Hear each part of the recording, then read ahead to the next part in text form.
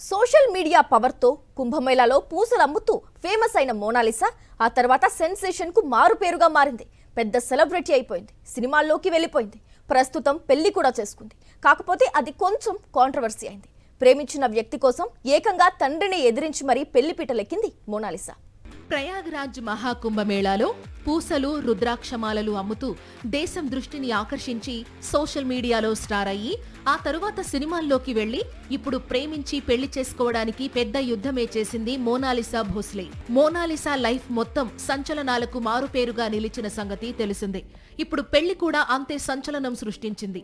Cinema యూనిట్లో పరిచయమైన Furman Khan అనే వ్యక్తితో గత 8 నెలలుగా పీకల్లోతు ప్రేమలో పడింది మోనాలిసా.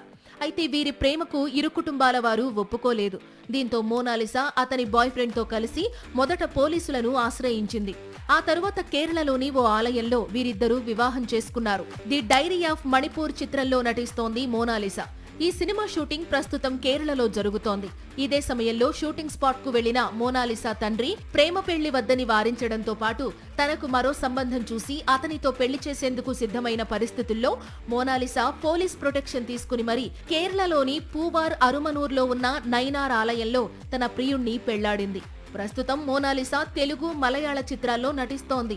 తాను మనస్ఫూర్తిగా హిందూ ఆచారాల ప్రకారమే వివాహం చేసుకున్నానని, తనకు అన్ని మతాల పట్ల సమాన గౌరవం ఉందని, ఒక మేజర్ గా తనకిష్టమైన వ్యక్తిని ఎంచుకునే హక్కు ఉందని ప్రేమ పెళ్లి తర్వాత మీడియాతో చెప్పుకొచ్చింది మోనాలిసా. नागम्मा का डायरेक्टर पीके बीनू वर्गीस है, वो अभी शूटिंग स्टार्ट नहीं हुआ है उसका. वो 6 मंथ बिफोर पूजा हो चुका है. उसी दौरान मेरी और मोनालिसा की मुलाकात हुई थी और वहीं से मोनालिसा ने मुझे प्रपोज किया. वहाँ से धीरे धीरे मैंने किया था सबसे पहले. ये शादी करना पड़ा क्योंकि इन पे परिवार की थोड़ी दाब थी. दूसरी जगह शादी की 2-3 दिन में इनकी शादी होने वाली थी. घर पे 2-3 दिन में शादी होने वाली थी और वहाँ पे मेहमान गेस्ट भी आए हुए थे घर पे शादी के लिए.